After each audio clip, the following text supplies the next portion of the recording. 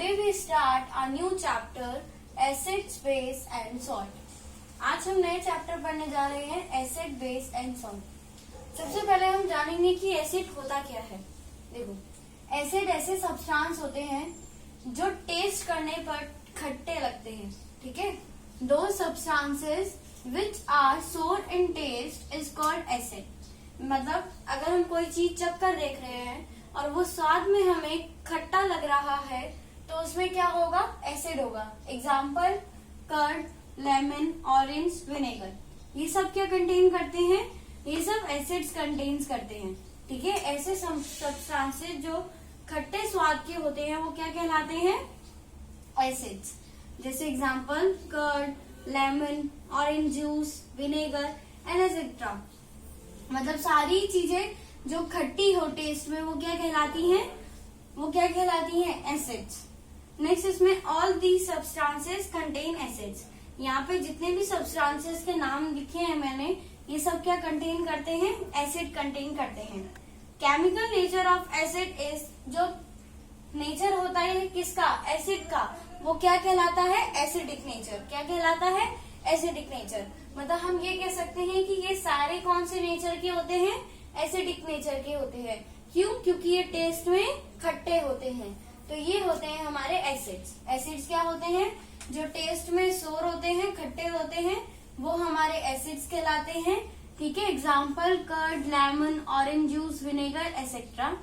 और ये किस नेचर के होते हैं, ये एसिडिक नेचर के होते हैं। ठीक है, किस नेचर के होते हैं, एसिडिक नेचर के होते हैं। नेक्स्ट है हमारा बेस। क्या है हमारा नेक्स्ट टॉपिक, बेस। दो substances which are bitter in taste is called base. ऐसे सब्सटेंसेस जो टेस्ट में क्या होते हैं, कड़वे, बिटर होते हैं, वो क्या कहलाते हैं हमारे, एसिड्स। क्या कहलाते हैं, एसिड। जैसे एग्जाम्पल, जो सब्सटेंसेस कड़वे स्वाद के होते हैं वो क्या कहलाते हैं हमारे, बेस। क्या कहलाते हैं, बेस। जैसे सोप, ब्लीचिंग पाउडर, डिटर्जेंट्स, ये सब क्या होते हैं, बेसिक नेचर, बेस होते हैं। और all these substances contain base. ये इन सारे सब्सटेंसेस में क्या होता है, बेस होता है। Chemical nature of base is basic. अभी मैंने आपको एसिड का केमिकल नेचर बताया था, अब मैं आपको बेस का केमिकल नेचर बता रही हूँ। बेस का केमिकल नेचर क्या होता है, बेसिक होता है। इट मीन्स ये बेसिक, ये सारे सब्सटेंसेस किस नेचर के होते हैं, बेसिक नेचर के होते हैं। तो ये था हमारा बेस। बेस ऐसे सब्सटेंसेस होते हैं जो खट्टे स्वाद में कड़वे होते हैं स्वाद में, जैसे soap, bleaching powder, detergents etcetera. ठीक है, और ये बेसिक नेचर के होते हैं। तो ये था हमारा इंट्रोडक्शन एसिड एंड बेसिस का, कि एसिड और बेस होते क्या है। अब नेक्स्ट टॉपिक हमारा होगा न्यूट्रल और न्यूट्रलाइजेशन। ठीक है, नेक्स्ट, अब जो इस वीडियो में अब जो नेक्स्ट टॉपिक है वो है न्यूट्रल। What is neutral. देखो, न्यूट्रल का पहले एक आप मीनिंग समझो कि न्यूट्रल मतलब होता क्या है। मान लो दो लोग आपस में बहस कर रहे हो, ठीक है, और दोनों ही जो बहस कर रहे हो वो एक दूसरे के अपोजिट है। कोई उस चीज को मानता है और कोई उस चीज को नहीं मानता। ठीक है, ये आप एग्जाम्पल ले लो कि मान लो कि मोदी सरकार के लिए ले लो। मान लो कि एक जो व्यक्ति है वो मोदी सरकार के खिलाफ है, ठीक है, और वो अपनी आर्ग्यूमेंट्स रख रहा है। ठीक है, दूसरा जो है वो है मोदी सरकार के साथ है और वो भी अपनी आर्ग्यूमेंट्स रख रहा है, आर्ग्यूज रख रहा है, जो बात मतलब जानता है। अब जो तीसरा व्यक्ति है या मैं हूँ, अब मैं तो इसकी बात से भी सहमत हूँ और उसकी बात से भी सहमत हूँ। तो ऐसे सब्सटेंसेस जो दोनों ही बात से वो है, सहमत है, तो इस समय मैं क्या हुई, न्यूट्रल हुई। क्योंकि ना ही तो मैं इसके पक्ष में हूँ ना ही मैं इसके पक्ष में हूँ, मुझे दोनों की बात सही लग रही है, तो इस समय मैं क्या हूँ, न्यूट्रल हूँ। तो ये तो हुई जनरल सा एक मीनिंग हुआ कि न्यूट्रल का मतलब क्या होता है। अब साइंस में क्या होता है न्यूट्रल का मतलब, ये देखिए, is any substances which is neither acidic और बेसिक इन नेचर। ऐसे सब्सटेंसेस जो ना ही तो एसिडिक नेचर के हो और ना ही बेसिक नेचर के हो, वो क्या कहलाएगा हमारा, न्यूट्रल। ठीक है, अब देखो न्यूट्रलाइजेशन।